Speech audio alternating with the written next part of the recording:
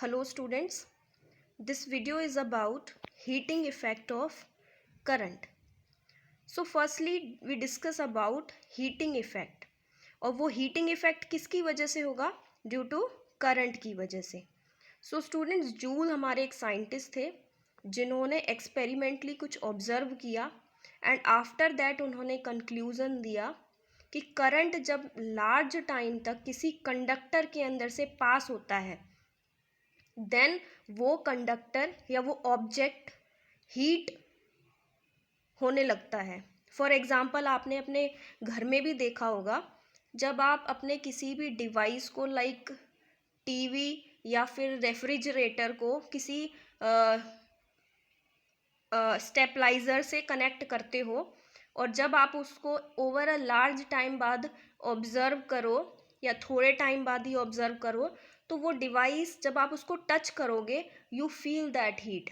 Means वो device heat होने लग गया जब करंट का फ्लो होने लग गया and that heat produced by the current is known as heating effect of current. It means that कि जो इलेक्ट्रिक एनर्जी थी, करंट की वजह से जो इलेक्ट्रिक एनर्जी थी वो किस में कन्वर्ट हो गई? हीट एनर्जी में. So this is called heating effect of current. So according to Joule's, H is the heat energy which is equals to I square RT. Means जितना ज़्यादा करंट होगा उतना ही ज़्यादा वो डिवाइस हीटअप होगा और हम कह सकते हैं हीटिंग इफेक्ट उतना ही ज़्यादा होगा. जितना ज़्यादा रेजिस्टेंस होगा उतना ही ज़्यादा उसका हीटिंग इफेक्ट होगा और जितने टाइम तक करंट उस डिवाइस में फ़्लो करेगा उतना ही ज़्यादा वो डिवाइस हीट अप होगा. तो हम यहाँ से कह सकते हैं कि heat is equals to I square R T. Heat is a form of energy, heat energy, और एनर्जी की ऐसा यूनिट होती है जूल. तो हम यहाँ से कह सकते हैं H is equals to I square R T joule में, where I is the current through conductor and R is the resistance of the conductor and T is time for which current is passed.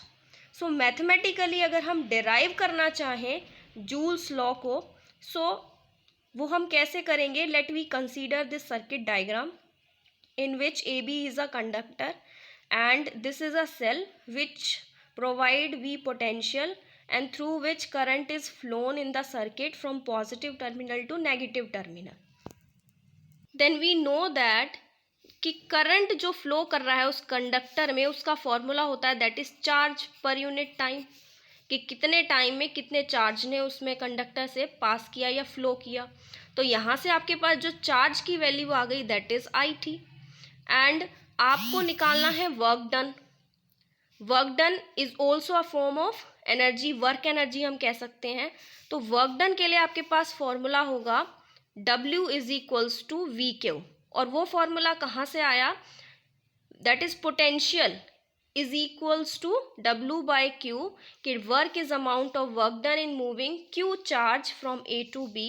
Then by definition potential की हमारे पास ये आ गई और जिसमें आप charge की value को पुट कर सकते हो. Then you have work done is equals to VIT. So heat energy की भी ऐसा यूनिट जूल है and work done is also a form of energy, इसकी भी ऐसा यूनिट क्या होगी? जूल.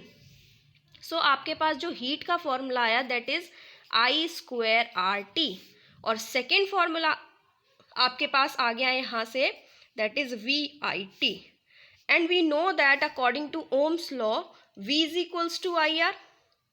सो अगर हम इसमें से करंट की वैल्यू फाइंड आउट करके इसमें पुट कर दें या रेजिस्टेंस की या फिर हम पोटेंशियल की वैल्यू इस इक्वेशन में सेकंड में पुट कर दें, then we have V square by R into T.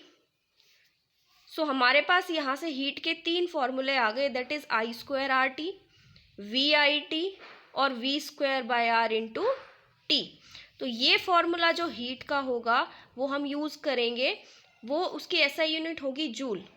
But अगर आपको कैलोरी में वैल्यू चेंज करनी है then you have H is equals to I square R T upon 4.2, VIT upon 4.2, V square by R into T upon 4.2. So sometime when you use heat energy in the form of calorie, you have to divide that value by 4.2. So this is the derivation of Joule's law of heating effect.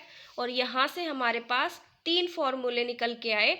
So numerically अगर आपके पास इनकी I की, R की और T की value है, then you easily calculate heat.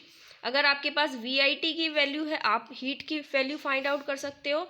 And V²/R into T की value है, then you will also be able to find the value of heat energy. Now electric energy क्या होती है? So students, the total electric energy या electric work done और energy supplied by the source. W की क्या value आई थी हमारे पास? VIT. Work done is also energy. तो energy is supplied by the source of EMF in maintaining the current I in an electric circuit for a given time t, which is equals to electric energy. So work done के हमारे पास 3 फॉर्मूले थे, या फिर हम कह सकते हैं heat is a form of energy which is also equals to work done. तो वर्क डन के भी हमारे पास या इलेक्ट्रिक एनर्जी के भी हमारे पास ये फॉर्मूले हैं.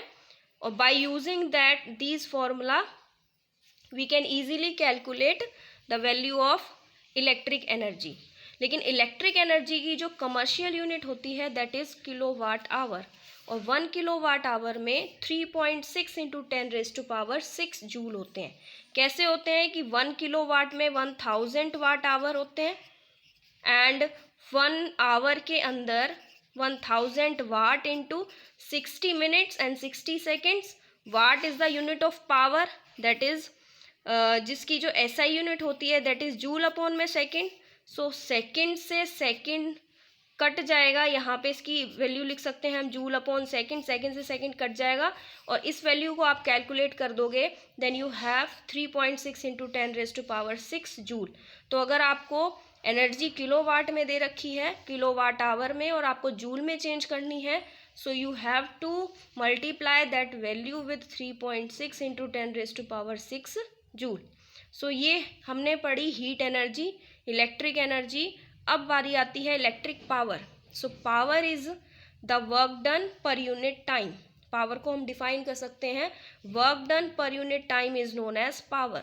और वर्क के आपके पास 3 फॉर्मूले हैं, that is VIT, I²RT and P and V²/R into T. So आप इसको T से अगर तीनों फॉर्मूलों को डिवाइड करोगे, क्योंकि वर्क डन अपॉन में time is equals to power है, देन आपके पास पावर के फॉर्मूले आ जाएंगे VI, I²R और V²/R. एंड पावर की जो SI यूनिट होती है that is watt, which is denoted by capital W. So what is the SI unit of power? So आपने बेसिकली ये पढ़ा कि इलेक्ट्रिक एनर्जी क्या होती है, heat energy and electric power.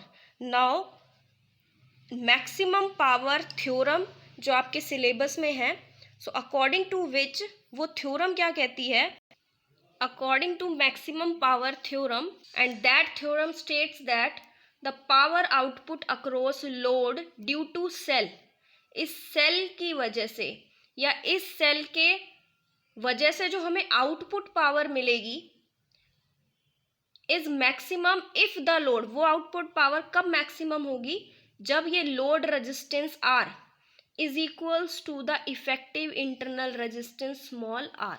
मतलब R is equals to small r के बराबर हो जाए, तब जो इस सेल की वजह से हमें जो आउटपुट मिलेगी that is maximum power. And that theorem is known as maximum power theorem, which gives the idea for that maximum power. So power का फॉर्मूला क्या है, I²R.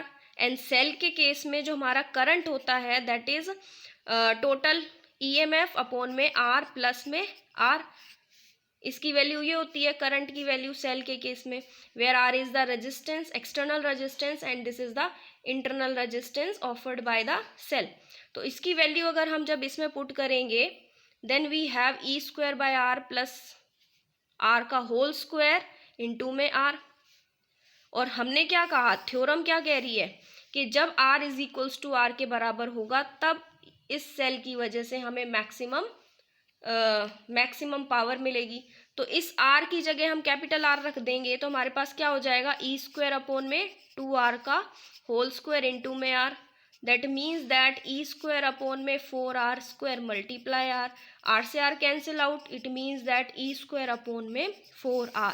So this is the value when power becomes maximum, और maximum power only obtained when r is equals to r. So this is about maximum power theorem.